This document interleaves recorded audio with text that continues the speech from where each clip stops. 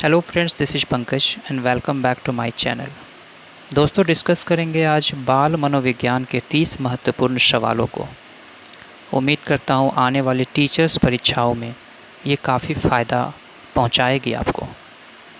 Video को पूरा देखिएगा और अगर वीडियो अच्छा लगे तो लाइक, सब्सक्राइब और शेयर ज़रूर कीजिएगा। और ये बाल मनोविज्ञान की पहली सीरीज़ है दोस्तों। उम्मीद करता हूँ कि आने वाली सीरीज़ भी मैं जल्द बनाऊंगा और काफ़ी मदद होगी आपको आने वाली परीक्षाओं के लिए। तो डिस्कस करते हैं। 1 नंबर सवाल है, नूर विद्यालय में अपना लंच बॉक्स लाना भूल गई तथा वह कहते हुए तान्या से उसका लंच साझा करने के लिए कहा।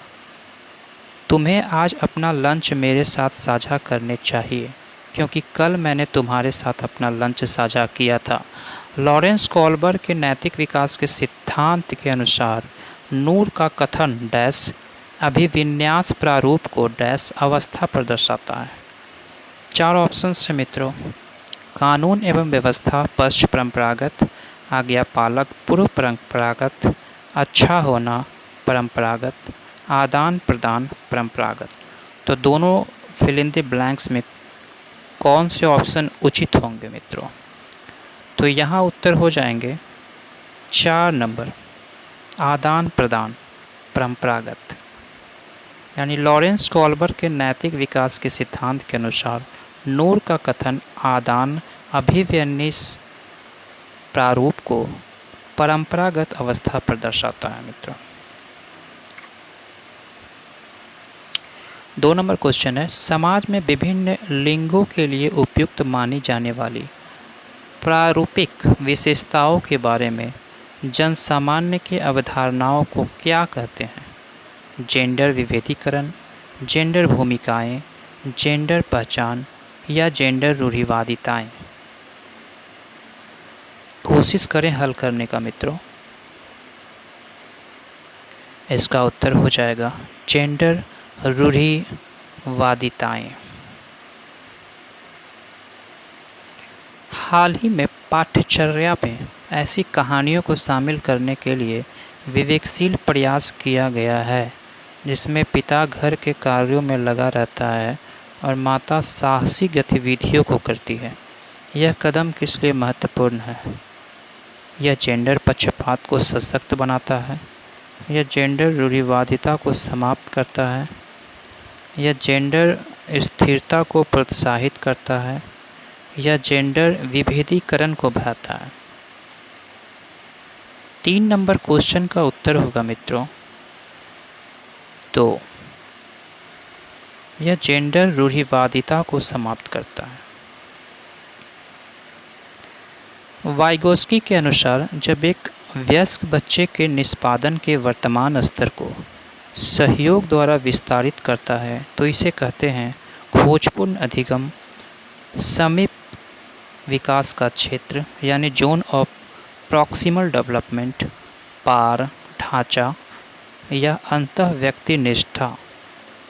तो इसका ऑप्शन का आंसर हो जाएगा मित्रों 4 का 3, पार या ढांचा।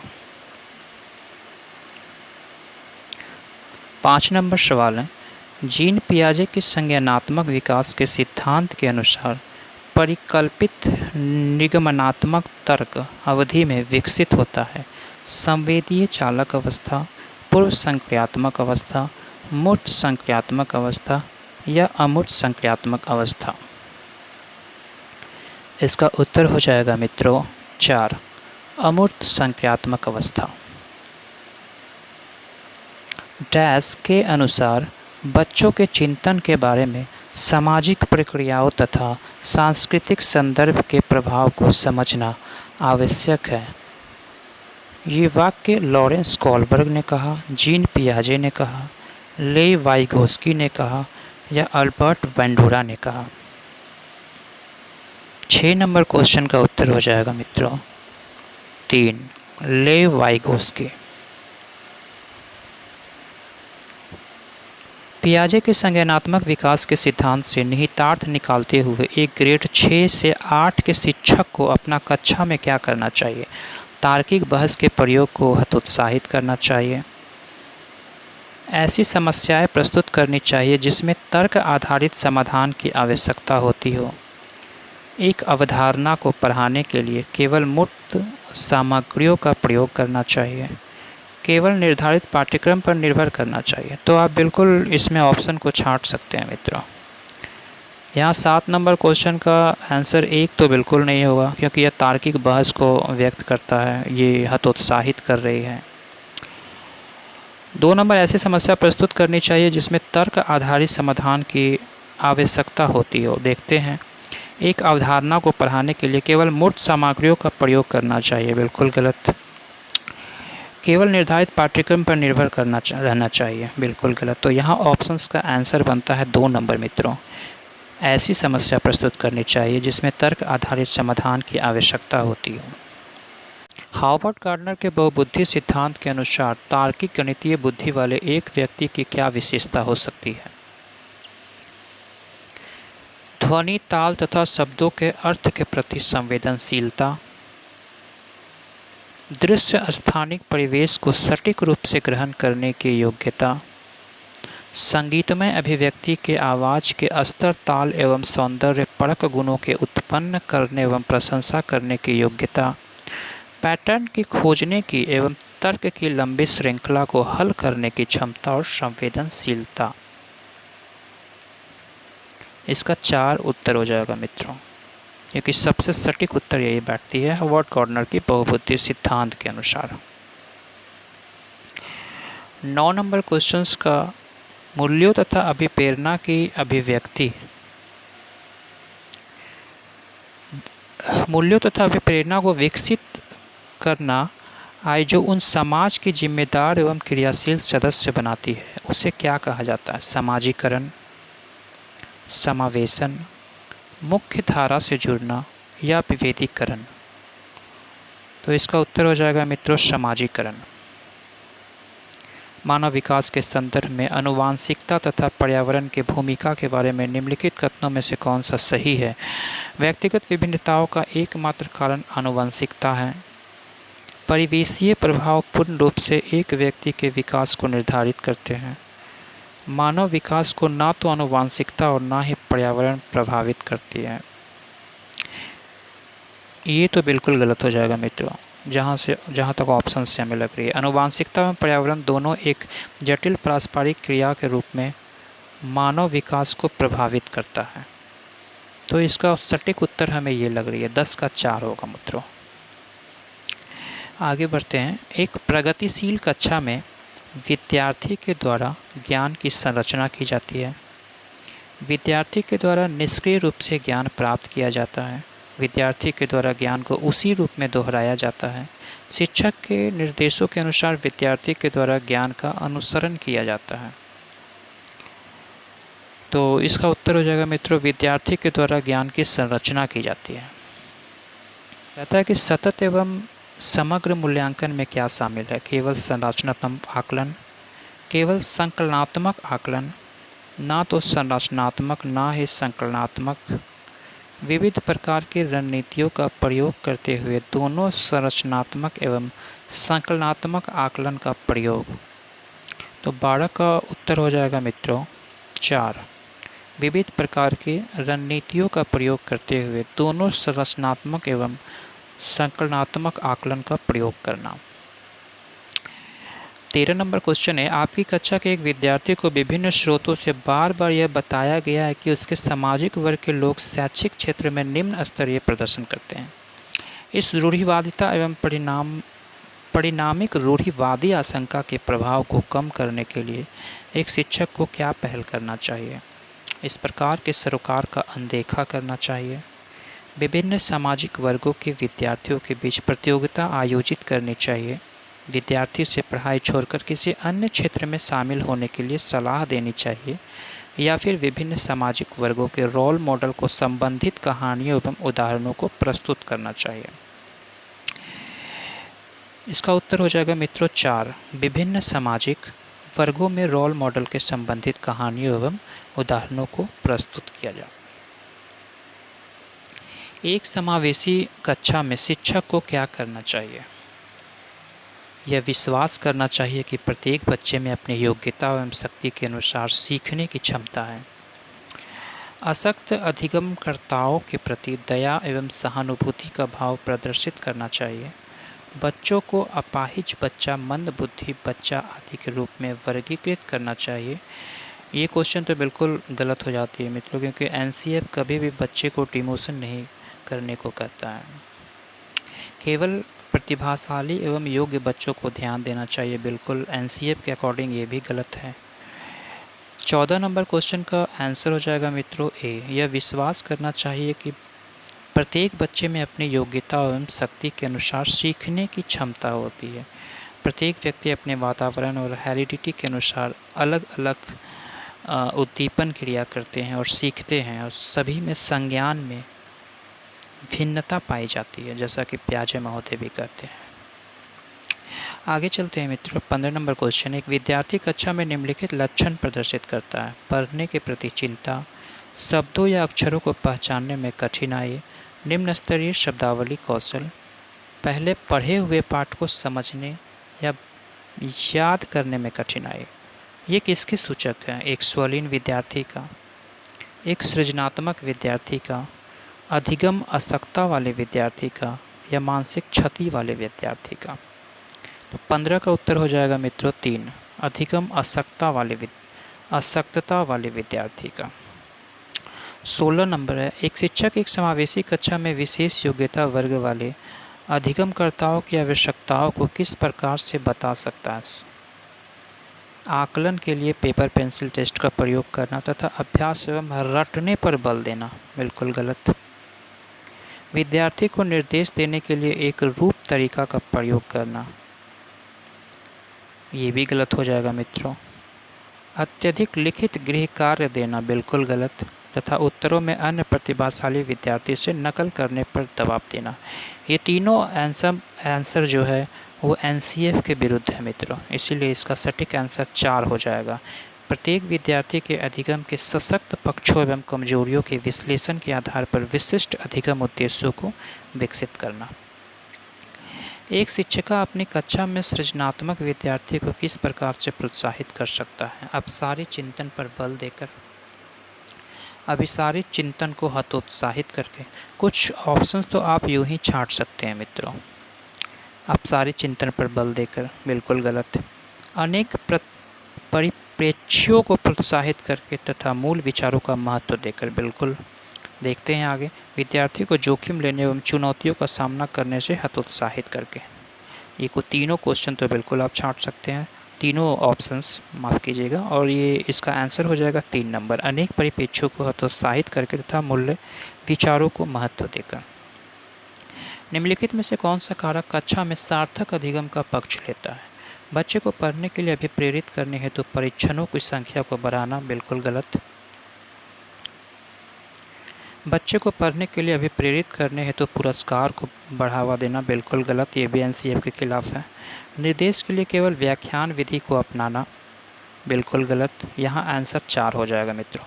विषय वस्तु तथा बच्चों के संपूर्ण कुशल क्षेम एवं अधिगम के प्रति सच्चा सरोकार रखना। निम्नलिखित में से कौन सा प्रतिभाशाली समस्या समाधान रणनीति का एक उदाहरण है?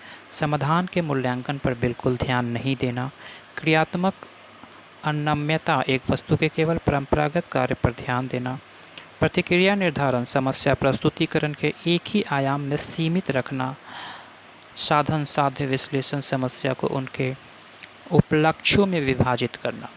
तो यहाँ आंसर मित्रों हो जाएगा 4। निम्नलिखित में से कौन सी शिक्षण अधिगम के लिए एक प्रभावशाली शिक्षण प्रणाली नहीं है? बच्चों को अंतर्दृष्टि के द्वारा अनुमान के लिए प्रोत्साहित करना, प्रयोग एवं पर्यवेक्षण, संवाद एवं परिचर्चा, दिए गए ज्ञान को दोहराने पर ध्यान केंद्रित करना। यहाँ पे आप आंसर छांट सकते हैं मित्रों। 4 नंबर हो जाएगी, दिए गए ज्ञान को दोहराने पर ध्यान केंद्रित ना करना। शिक्षक कक्षा में पढ़ाने में ध्यान ना देने वाले बच्चों से किस प्रकार का बर्ताव कर सकते हैं? बच्चों को कक्षा से बाहर जाने के लिए कहकर पूरी कक्षा के सामने उन्हें बार बार डांटकर, ये दो ऑप्शंस तो बिल्कुल गलत हो जाएंगे। उनसे बात करके तथा उनकी अरुचि को कारण जानने की कोशिश करना बिल्कुल सही। उन्हें गृह कार्य के रूप में अत्यधिक वर्कशीट देना, ये तीनों जो ऑप्शंस हैं वो एनसीएफ के खिलाफ है। यहाँ सटीक आंसर 3 आती है मित्रों। संरचनावादी उपागम बताता है कि डैश ज्ञान की संरचना के लिए अत्यंत आवश्यक है। विद्यार्थी का पूर्व ज्ञान, अनुबंधन, दंड, यंत्रवत याद कराना। बिल्कुल आप ये सब ऑप्शन को छांट सकते हैं और यहाँ पे आंसर 1 हो जाएगा, विद्यार्थी को का पूर्व ज्ञान को देना। ये भी एक अहम कड़ी है संरचनावादी उपागम की। बच्चे अनेक घटनाओं के बारे में सहजानुभूत सिद्धांत की संरचना करते हैं। इस पृष्ठभूमि में एक शिक्षक को क्या करना चाहिए? संवाद के द्वारा बच्चों की इन अवधारणाओं को चुनौती देनी चाहिए, बच्चों के इन विचारों को खारिज करना चाहिए, बच्चों के विचारों एवं सिद्धांतों को अनदेखा करना चाहिए, बच्चों को इन विचारों के लिए डांटना चाहिए क्योंकि ये विचार उनके शिक्षण में हस्तक्षेप करते हैं। आप ये सब ऑप्शंस को छांट सकते हैं मित्रों। बच्चों के इन विचारों को खारिज करना चाहिए क्योंकि बच्चों की भी विचारों को महत्व देना एक शिक्षक का महत्वपूर्ण कार्य है। बच्चों के विचारों में सिद्धांतों को अनदेखा करना, बच्चों के इन विचारों को डांटना, जहाँ डांटना लग जाए, पीटना लग जाए, याद कराना लग जाए, परीक्षा दिलवाना याद, इन सारे शब्दों को आप छांट सकते हैं और सही सवालों के जवाब पे आप निष्कर्ष निकाल सकते हैं मित्रों। संज्ञान एवं संवेग के बीच किस प्रकार संवेद होता है? एक दूसरे से स्वतंत्र है। एक दिशीय संवेग संज्ञान को प्रभावित करते हैं, एक दिशीय संज्ञान संवेगों को प्रभावित करता है। द्विदिशीय दोनों के बीच एक गतिशील पारस्परिक क्रिया होती है। यहाँ आंसर हो जाएगा मित्रों 4। द्विदिशीय दोनों के बीच एक गतिशील पारस्परिक क्रिया करती है। निम्नलिखित में से कौन सा कारक अधिगम को प्रभावित करते हैं? विद्यार्थी की अभिरुचि, विद्यार्थी का सांवेगिक स्वास्थ्य, शिक्षा शास्त्रीय रणनीतियाँ, विद्यार्थी का सामाजिक एवं सांस्कृतिक संदर्भ। आपको एक से अधिक ऑप्शंस को चुनना है मित्रों। तो यहाँ पे आंसर हो जाएगा 4, 1, 2, 3, 4, यानी कि सभी जो उत्तर है वो सही है मित्रों। 4 नंबर ऑप्शन सही है, ये चारों सही है। आगे बढ़ते हैं और 26 नंबर क्वेश्चन है, निम्नलिखित में से क्या ज्ञान के सार्थक संरचना की प्रक्रिया की एक महत्वपूर्ण पहलू है? सामाजिक पारस्परिक क्रियाएं, लगातार अभ्यास तथा बार बार स्मरण कराना। आप बिल्कुल इसे छांट सकते हैं मित्रों। पुरस्कार एवं दंड बिल्कुल नहीं। उद्दीपन प्रतिक्रिया संबंध। तो 26 का आंसर हो जाएगा 1। जब विद्यार्थी पुरस्कार पाने की इच्छा से बार बार किसी गतिविधि को करने का निर्णय लेते हैं, जैसा कि एक प्रयोग की नियोजन एवं संचालन करना, जो कि प्रत्यक्ष रूप से उस गतिविधि से संबंधित नहीं है, जैसा कि एक स्टार या बैच प्राप्त करना, ऐसी स्थिति में क्या संभावना उत्पन्न होती है? अधिगम के प्रति भौतिकवादी अभिवृत्ति का विकास, समझने के लिए अधिगम से आनंद प्राप्त करना, पुरस्कार के बिना भी उस गतिविधि में लगे रहना, अन्य लोगों को खुश करने के लिए कार्य करने के बजाय स्वयं की निपुणता के लिए उद्देश्य निर्धारित करना। तो 27 का आंसर हो जाएगा मित्रों 1, अधिगम के प्रति भौतिकवादी अभिवृत्ति का विकास करना। बाल्यावस्था की अवधारणाओं से क्या अभिप्राय है? यह विभिन्न सांस्कृतिक संदर्भों में समान रूप हैं। समकालीन सामाजिक संरचनावादी मनोवैज्ञानिक के अनुसार यह एक सामाजिक संरचना है। यह है कि बच्चे दुष्ट रूप से पैदा होते हैं और उन्हें सभ्य बनाना होता है। यह कि बच्चे शून्य से शुरुआत करते हैं और उनके गुण पूरी तरह से परिवेश के द्वारा निर्धारित किए जाते हैं। 28 की क्वेश्चन का आंसर मित्रों 2 हो जाएगा। समकालीन सामाजिक संरचनावादी मनोवैज्ञानिकों के अनुसार यह एक सामाजिक संरचना है। निम्नलिखित में से कौन सी मध्य बाल्यावस्था की विशेषता है? शारीरिक वृद्धि एवं विकास बहुत तेज होती है। अमूर्त रूप से सोचने तथा वैज्ञानिक तर्क का विकास करने की योग्यता विकसित होता है। बच्चे तार्किक और मूर्त रूप से सोचना प्रारंभ कर देते हैं। अधिगम मुख्य रूप से संवेदी एवं चालक गतिविधियों द्वारा घटित होती है।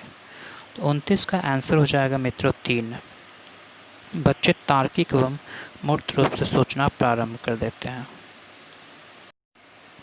अंतिम सवाल है मित्रों, परिवार एवं पास पड़ोस बच्चों के समाजीकरण की मनोवैज्ञानिक एजेंसी है, प्राथमिक एजेंसी है, मध्य एजेंसी है या द्वितीय एजेंसी है? तो इसका आंसर हो जाएगा मित्रों 2, प्राथमिक एजेंसी है, यानी परिवार एवं पास पड़ोस बच्चों की समाजीकरण की प्राथमिक एजेंसी। तो उम्मीद करता हूँ मित्रों कि 30 सवालों की जो ये सीरीज़ थी वो आपको काफ़ी पसंद आया होगा और आने वाली परीक्षाओं में ये काफ़ी फ़ायदे पहुँचाएंगे आपको।